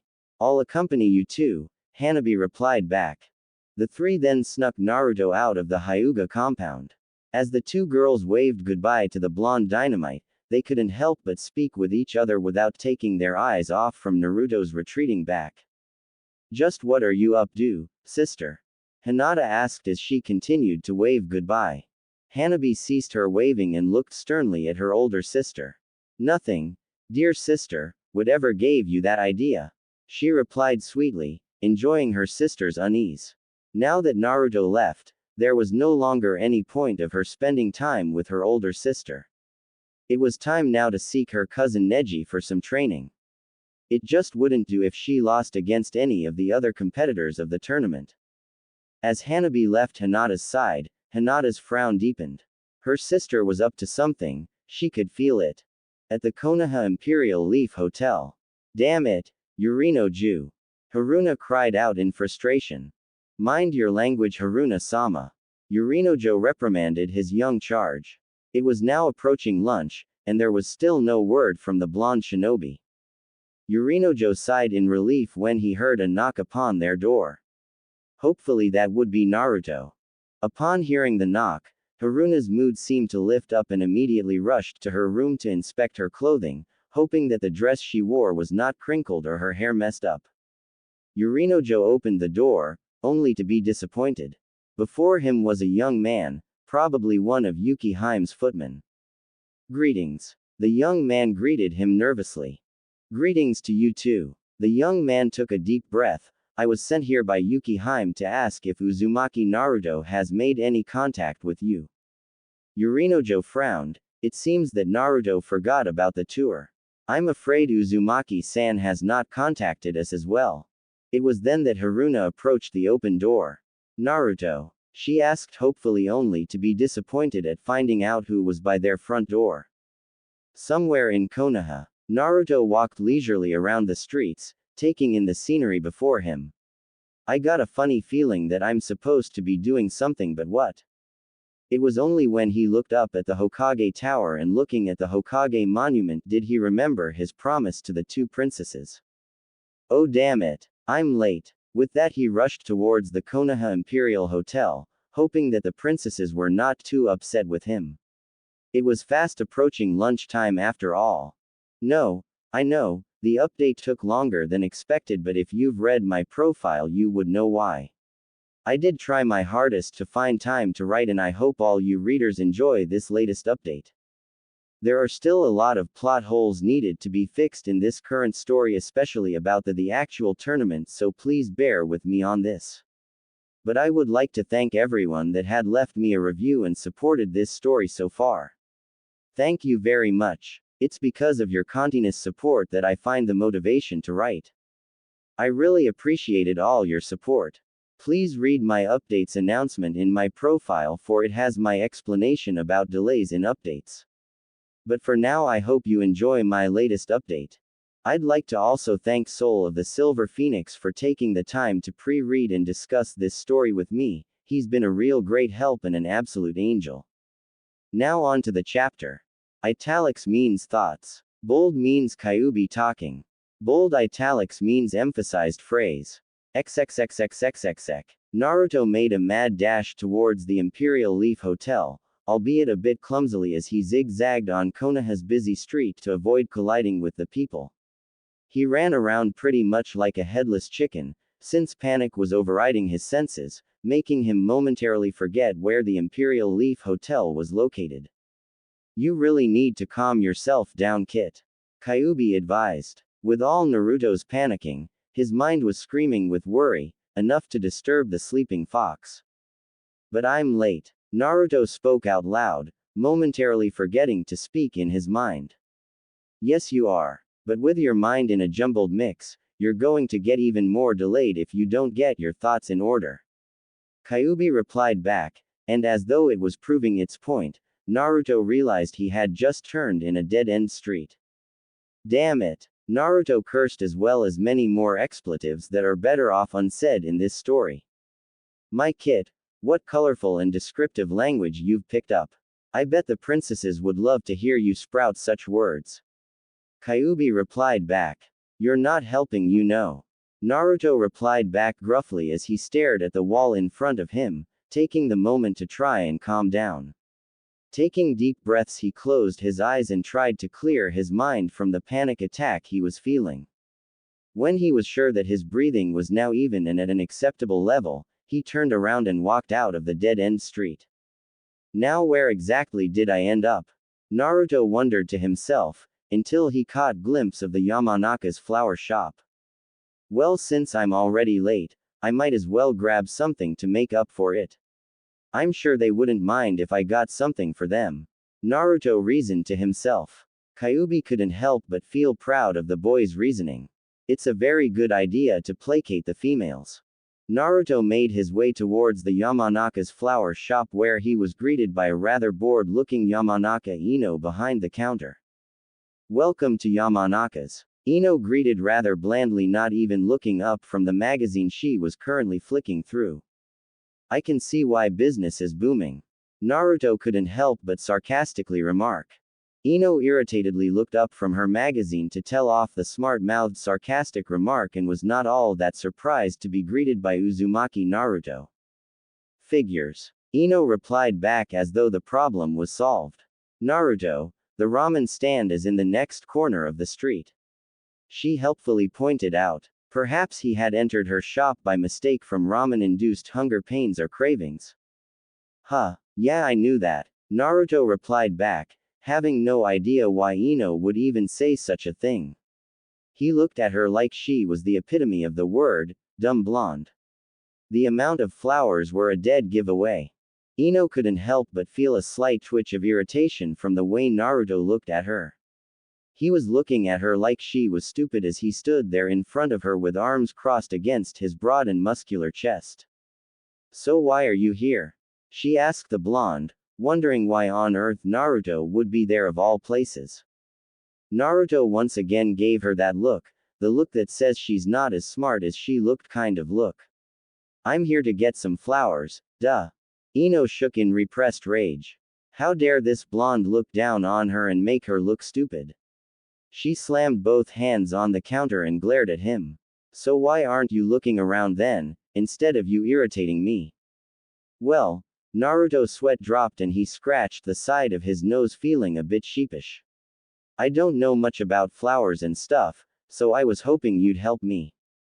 After insulting me, Ino couldn't help but incredulously reply back. That was some way to ask someone to help them. From the way she was feeling at the moment, she was tempted to give him some poisonous plants and poison ivy as payback, but had to restrain herself. She felt sorry for whomever was going to receive the flowers. She couldn't take a risk. What if it was for Godime Sama? She was the only female she knew that tolerated the blonde doofus. Naruto scratched the back of his head. Come on, Ino, don't be like that. I'm in real deep water here. If you'd like, I'll take this as a favor and I'll treat you to something. Please. I'm desperate here. So he screwed up again. Ino thought, but more importantly, she was intrigued. If Naruto was buying flowers, that means he messed up with some girl. She immediately thought of Tsuchi-kin, but Naruto, as far as she knew, never bought flowers for anyone. Rather just treating them to ramen as a peace offering. How could anyone consider ramen as a peace offering anyway? Even as a treat. Ino looked at Naruto once again. He did look desperate, and he had that abandoned puppy look that was starting to melt her hardened resolve to leave him with his own devices. Besides, it wouldn't hurt if Naruto owed her a favor or two. Fine. Ino reluctantly replied back as she left the counter to join him. What did you have in mind? Naruto frowned and concentrated real hard. How about you show me what you have first? Ino clucked her tongue in distaste. It seemed that she will be preoccupied for a while. Well, it beats doing nothing after all. Yeah, okay. Follow me then. She led him around the shop, showing him various flowers. After about 20 minutes of scrutinizing everything in the shop and looking like he was being tortured for interrogation, Ino asked Naruto what he would like. Naruto's frown was evident and the lost look in his eyes prominent. Ino sighed. Why don't you just buy roses like the other guys? They're very popular. Ino advised him, which made Naruto grimaced. What would you pick? He asked as he turned towards Ino. He didn't want roses. Roses sounded too plain and almost had a hollow meaning to them due to their popularity. Ino was a little taken aback by his question. She was used to customers asking her preferences, since she has more experience in flower arranging, but it was still weird to hear Naruto ask the question. I would have picked baby's breath along with the Chinese chrysanthemum, iris and narcissus combination. Naruto nodded. I see. Then I'll go with those then. Naruto replied back. He trusted Ino's preference. Ino, on the other hand, was a little taken back. Just like that, after all the trouble of showing him their entire collection of flowers, he would trust her judgment. Wait a minute, you mean you'll just take my word for it? Of course, Ino-chan. Why not? You've been running this business with your parents for years. I'm pretty sure you're never wrong. But you didn't even tell me what type of person you're going to give the flowers to. For all you know, they might be allergic to the flowers I just recommended you. Naruto frowned in deep thought, then smiled. I trust you, Ino-chan, besides I won't blame you if they are allergic to the flowers. That's my fault for not knowing. Ino couldn't help but smile at Naruto's honesty, but did a double take when she realized what he just said. Wait a minute, did you just say they? Naruto nodded enthusiastically. Yeah, I would like to buy 2 bouquets, please. Naruto's confirmation made Ino's eyebrows rise. She was flabbergasted. Who would have thought Naruto would be such a ladies' man? But then again, looking at him now, she had to admit there was something undeniably charming about Naruto. Maybe it was the great body he carried, or those marvelous eyes of his, or perhaps the childlike innocence about him that made almost every female in the immediate vicinity swoon. Even those who doesn't like him had to admit that they don't like him simply because he possessed the very same characteristics listed. So who are the lucky ladies? Ino inquired, curious who Naruto would be giving flowers to. A couple of girls entered her mind. It could probably Sakura or Kin, or perhaps Ayame, Shizune, or the Godime herself. The possibilities were endless. Naruto merely scratched the back of his head, unsure if he should tell Ino. She might say something to Sakura. Oh, no one you know. He grinned sheepishly. Try me. Ino challenged as she handed him the 2 arranged bouquets. Oh geez, I would really like to Ino-chan, but I'm running late as it is. Naruto replied back as he took the flowers and paid for them, not caring how much money he gave Ino. He was rushing towards the door when Ino's call stopped him. Hey Naruto. This is too much. What about your change? Don't worry about it. Naruto called out, but before he could step out of the door, he spotted some white calla lilies. On impulse, he grabbed one of the flowers, walked back quickly to Ino and handed it to the stunned blonde. Thanks for helping me out, Ino-chan. You're the greatest. He gave her one of his foxy grins and a quick hug before hightailing it out of her shop. Ino, on the other hand, was too shocked to respond. She looked at the white lily in her hand and the rapidly retreating blonde. She couldn't help but get touched by the gesture, when something else occurred to her. Naruto couldn't have possibly known that the flower in my hand is my favorite flower, could he? She asked herself. She couldn't stop the smile that formed on her face, nor how her day seemed to have gotten a lot brighter. Naruto dashed maniacally through the streets of Konoha, earning him the attention of another well-known shinobi. Ohio Naruto-kun. Lee happily trotted beside him. You are full of youth today. Sorry Lee, can't really talk to you right now. I'm late. Naruto replied back to his companion. I see. Well, may the power of youth guide you. Lee replied back with a slight disappointment in his tone. He was looking forward to some training, and Naruto was always a great person to train with. See you later, man. Naruto replied back as he left Lee. It took Lee a few more seconds to realize that his friend was running at full speed while carrying a handful of flowers. Lee's eyes glazed over as he held a fist before his face. Naruto-kun is expressing his youthful love. The springtime love has definitely touched his friend. Good luck, Naruto-kun, he yelled after him. Finally, after what seemed like hours of running around aimlessly, Naruto finally managed to reach the Imperial Leaf Hotel. It was already a couple of minutes after 2 o'clock in the afternoon, but he hoped that the flowers he bought would soothe both princesses. He walked towards the concierge desk and asked if he could inform both Yuki and Haruna that he was in the hotel lobby waiting for them. The concierge merely lifted one snobbish eyebrow and looked at him from head to toe, as if he didn't deserve to set foot on their prestigious hotel but did as he was told. After all, both princesses has been ringing him up every 10 minutes to see if he was there. The moment the concierge informed both princesses, the hotel shook mildly as though there was a stampede taking place. Not even 2 minutes to spare, both princesses, Haruna and Yuki, appeared before him, followed closely by Yuki's 2 out-of-breath personal bodyguards and Yorinojo. Naruto. Both princesses cried out in unison, surprising everyone in the lobby. Naruto merely sweat dropped as he gave the 2 dignitaries his best foxy grin, scratching the back of his head sheepishly. I'm sorry I'm late, he apologized. He then remembered his consolatory offerings and presented them to the 2 princesses.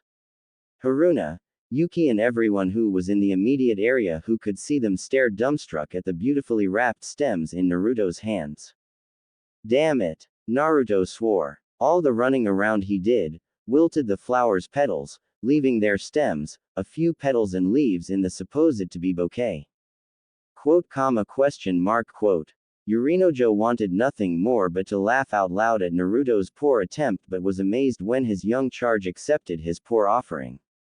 There, lovely Naruto, Haruna said as she accepted the bouquet, prompting Yuki to accept hers as well. It's a very thoughtful offer. Yuki agreed and handed the bouquet to one of her bodyguards. The immediate males in the vicinity didn't know how the blonde could pull off such a response from the 2 princesses. They were sure that the princesses would be offended at such poor quality gifts. Shall we go, Naruto? I'm interested in touring the sights Konohagakure has to offer, prompted Haruna as she tugged at Naruto's arm, attaching herself against him. Me too, Yuki chimed in as she grabbed hold of his other arm. Both princesses then began to exchange evil glares as they half-dragged Naruto out of the hotel and into the street. This is going to be a long day. Yorinojo sighed in defeat as he followed his charge along with Yuki's personal bodyguards. Sasama of the Fuma clan walked aimlessly around the street of Konoha. She had reached the village the day before and was curious as to what had happened to the blonde since they have last seen each other. Sasama couldn't help but blush remembering her first encounter with one Uzumaki Naruto. Sure, it could have been under better circumstances, but their meeting was one of the most memorable memories of her life. He was also the first guy to ever openly grope her. Sure, he didn't know she was a female at the time, but having his arms around her protectively made her shiver in response. The memory still gives her shivers of delight until now. She was walking around Konoha not only to get to know her environment but to also leave herself in an open chance to maybe bump into the blonde once again. She was sure she had made an impression on the blonde by the way he looked at her during that time to rescue her cousin Arashi. Speaking of the blonde, she couldn't help but overhear a very enthusiastic and overly confident voice from nearby. She was amused by the masculine's voice and couldn't help but mutter, "Tourists," from under her breath, until she realized the significance of the conversation. And that's the Hokage Mountain, where Konohagakure's previous Hokage's faces are engraved to remind the citizens of Konoha of their greatness. The masculine voice lectured as it continued in the most enthusiastic introduction. "One day my face will be carved in that mountain. If not sooner. You got to believe it." That last statement got Sasama's attention. She whirled around eager to find the speaker's voice. Her eyes grew in recognition as she saw spiky, unruly and wild blonde hair. At first, she was unsure who the speaker was since his back was facing her. Add another fact that the speaker wasn't wearing any noticeable color like orange. But her curiosity coupled by her rapidly beating heart couldn't resist but to approach the blonde male's back and try and gain his attention. She only wanted to confirm her suspicion and was unprepared for being right. Naruto turned around when he felt someone tap his shoulder. He was slightly annoyed, since the person has interrupted his tour for the princesses and his speech. He suddenly realized that the person may have overheard his announcement and he would now be arguing with the person about the ridiculousness of his speech and how a demon like him would never amount to anything. So he prepared himself for the oncoming berating he sure would follow and was surprised to be greeted by a familiar-looking person and a female no less.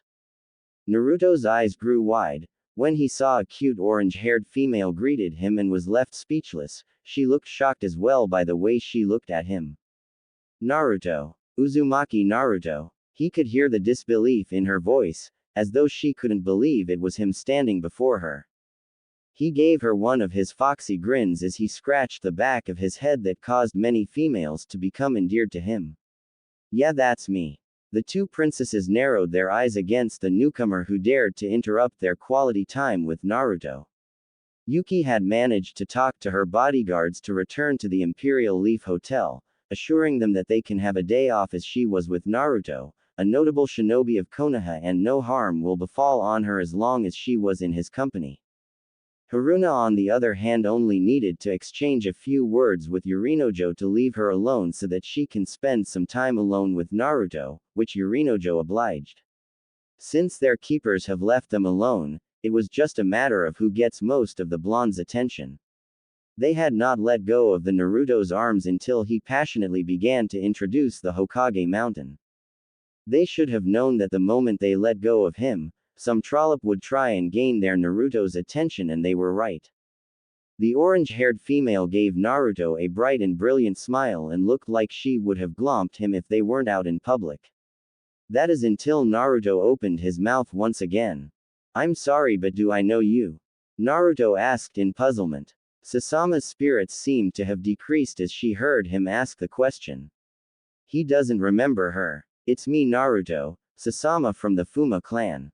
She answered, slightly bittered that he could forget someone like her when he had remained in her thoughts for a long time since their encounter. Naruto's eyes grew in recognition as he looked at the girl before him in a completely different light. No wonder he couldn't recognize her. Sasama has gotten taller and certainly filled in certain places. She no longer had her orange fringe or that sideburn thing. Her long orange hair was smoothed back and was held by a silver rose pin. She was clothed in feminine clothing designed so that it shows off her curves, unlike the boyish clothes that had him fooled during their encounter, making sure no one would ever make that mistake again. All of a sudden, Naruto reddened as he remembered unconsciously groping her too back then. "It's great to see you, Sasama-chan." Naruto energetically greeted her as he engulfed her into a friendly hug which made Sasama blush in crimson. The fierceness of Naruto's hug also made Sasama's chest crush against his. Naruto was slightly startled when he felt dark and angry auras from behind him, emanating from the temporarily ignored princesses. "Mind introducing us to your friend, Naruto?" Yuki asked sweetly while glaring daggers at the orange-haired wench. "Yes, Naruto-kun, please introduce us to your friend." Haruna smiled disturbingly and a slight menace in her voice. The other girl's dark aura and the glares Sasama received made her cower slightly and hid behind Naruto's comforting presence. Naruto wasn't sure why the princesses were angry and came to the conclusion that perhaps it's because they have not eaten yet. He cursed himself for being clueless to the princesses' needs and decided to try and placate them for now. "Haruna Haim, Yuki Haim, I'd like you to meet a friend of mine." He smiled at them disarmingly as he stepped aside so they can better see the other girl. "This is Sasama-chan from the Fuma clan from the country of rice fields." "Sasama-chan, I'd like you to meet Haruna Haim from Green Country and Yuki Haim from Snow Country." Sasama swallowed the lump in her throat as she bowed to the princesses respectfully. "How do you do?" Hearing the word, friend, seemed to have placated the two princesses but eyed Sasama warily. There were too many females after their Naruto. Present company included. Naruto decided to break the heavy tension that seemed to have lingered in the air. "All the walking we did probably made you princesses hungry. Why don't we take a break and have a late lunch?" Then turned his attention towards Sasama. "Why don't you join us too, Sasama-chan? The more the better." The two princesses were about to protest when their stomachs began to growl. They were so intent on keeping Naruto's attention that they have ignored how hungry they were from all the sightseeing they were doing. Sasama hesitated to accept Naruto's offer. On the other, it will give her a chance to spend some time with him and perhaps find out where he lives. In the end, she accepted the offer as if she's just going to let the opportunity to pass to spend time with him. "That's great. I know just the place." Ayame felt her jaw ache as she smiled at the customers. Her smile didn't reach her eyes. Naruto was late. Not that the blonde knows he's late. But ever since her father had initiated the whole promotion, she had grown used to Naruto's presence. She felt jilted that she had not seen him since the lunch rush. When her father asked what was wrong, she waved off his concern, telling him that she was not happy washing the pile of dishes that was on the sink. Washing dishes now doesn't seem as fun anymore, not when Naruto wasn't around to make it more fun and lively or even help her. Another sigh escaped her lips, catching the attention of the kunoichi currently dining in front of her. "What seems to be the matter? You've been sighing since I got here?" Tenten asked curiously. Normally she wouldn't pry into other people's business, but the waitress' constant sighing is slightly putting her off her meal. "Nothing really." Ayame brushed off the kunoichi's question. The kunoichi before her is one of Hyuga Hinata's friends. Ayame had become great friends with Hinata since she also frequented their business, unknown to her that the reason for her frequenting the place was getting to know Naruto's love of ramen or hoping to subtly bump into him and eat with the blonde herself. "Sorry to pry into your business, but you have that far away look in your eyes as though you miss something important to you," Tenten explained. She was known as a weapon specialist not only for her skills but because of her keen eye, and right now she couldn't help but study Ayame's melancholy mood. "Am I really that easy to read?" Ayame blushed at Tenten's sharp assessment. She must look like a love-struck teenager, which wasn't really that far from the truth. Tenten merely nodded her head in affirmation, then gave her a sympathetic smile. "Don't worry about it." Tenten returned her attention to her meal when a boisterous voice interrupted the whole diner, surprising her slightly. "Ohio, old man. Ayame-chan." Naruto greeted as he entered the diner in his most energetic self. Behind him were three gorgeous women, all exchanging evil looks against each other. Naruto-kun. Ayame couldn't help but her heart soar as she saw Naruto. A reaction not missed by Tenten. 3 extra large beef ramen please and whatever the girls want. Naruto ordered as he sat down beside Tenten, much to his other companions' chagrins. As soon as the girls saw where Naruto sat, it became a vicious battle of who would be sitting next to the empty stool beside Naruto since Tenten already occupied his right side. They were too preoccupied in fighting who would sit next to Naruto that they never noticed another person's arrival. Unfortunately or fortunately, however you wished to look at it, their dilemma was solved when a green-clad male occupied the empty seat next to Naruto, leaving the 3 girls flabbergasted. Ohio Naruto-kun. Lee enthusiastically greeted Naruto. How did your youthful quest go? Huh, was Naruto's response, not really sure what Lee was talking about nor did he care. All he wanted was the sweet scent of his ramen being prepared by a now more cheerful Ayame. Tenten watched the whole scene in wry amusement. The moment the blonde dynamite entered the diner became immersed with such vitality. She also couldn't help but giggle at how cute Naruto looked, unaware of the 3 girls' now sullen expression of not being able to sit next to him.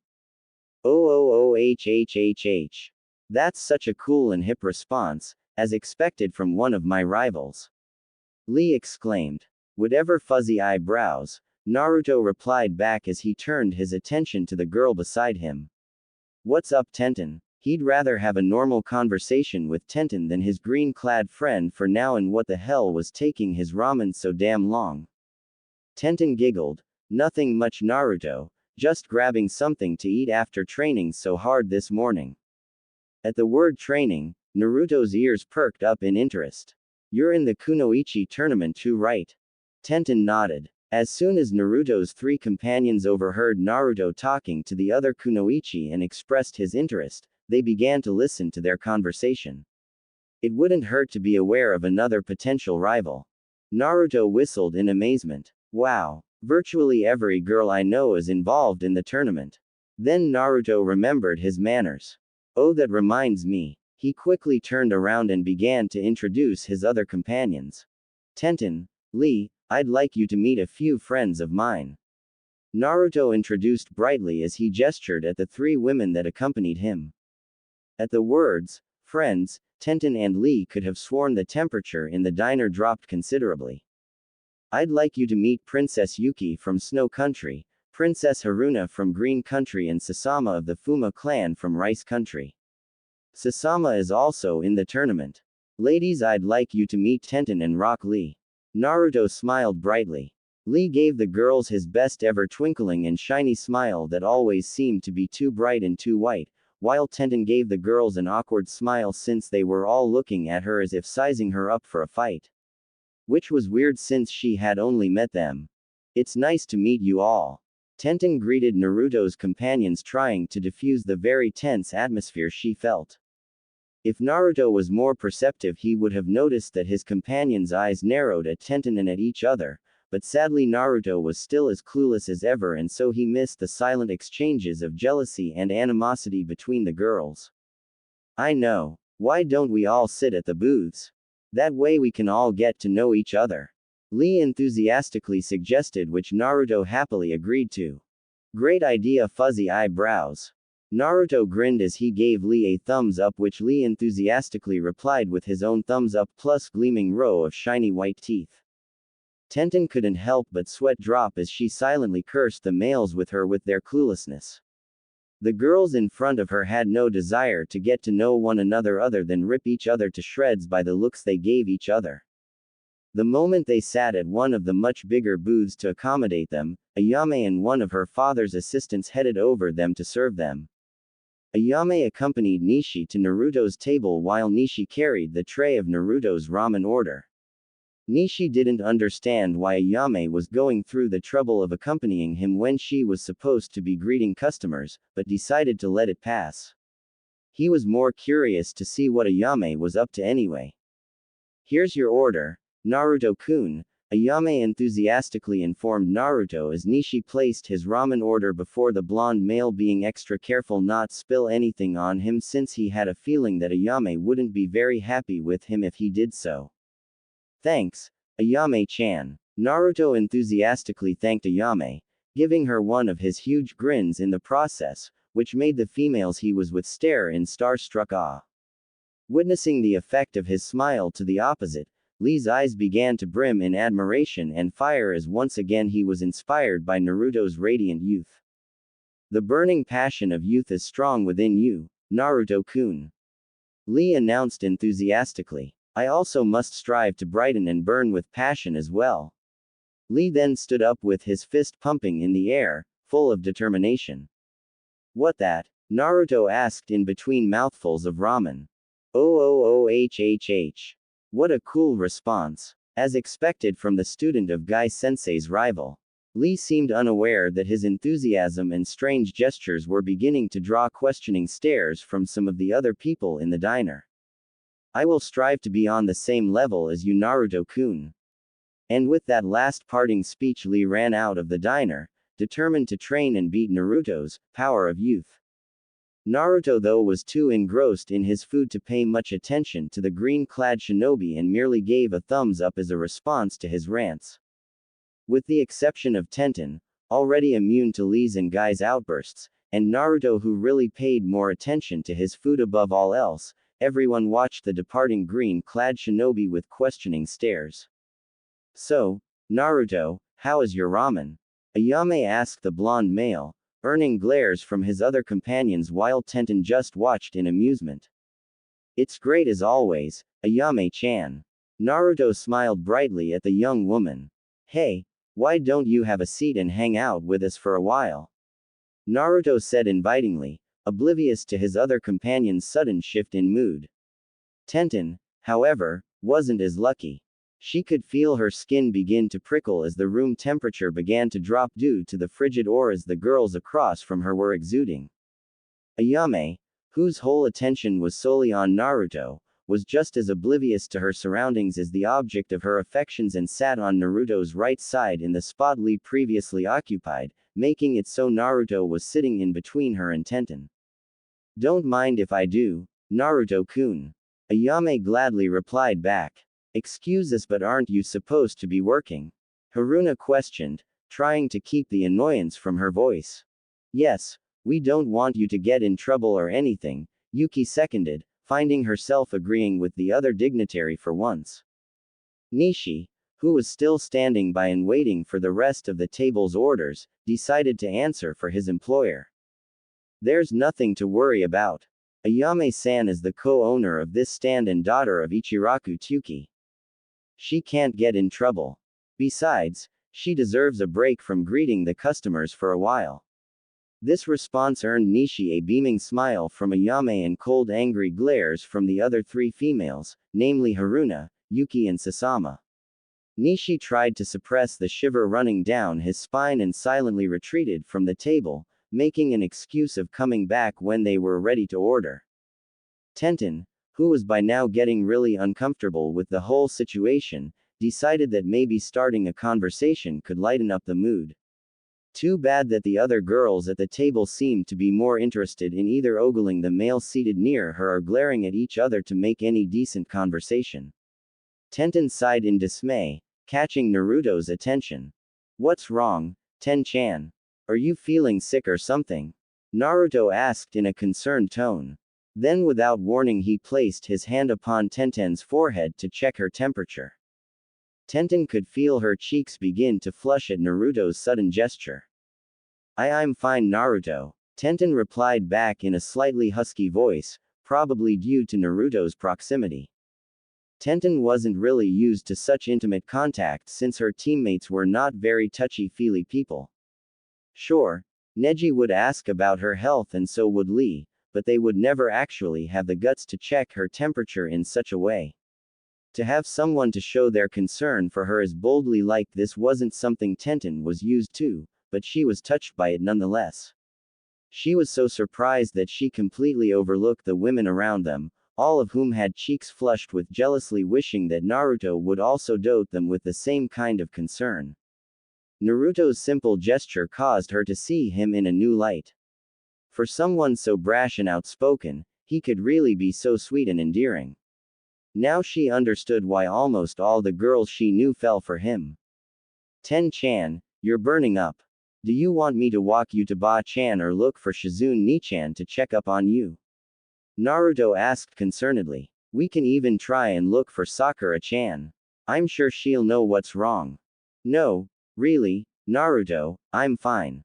Tenten continued to proclaim as she struggled to suppress the raging blush on her face, which she knew was only making things worse. However, every time she tried she could feel herself being hypnotized.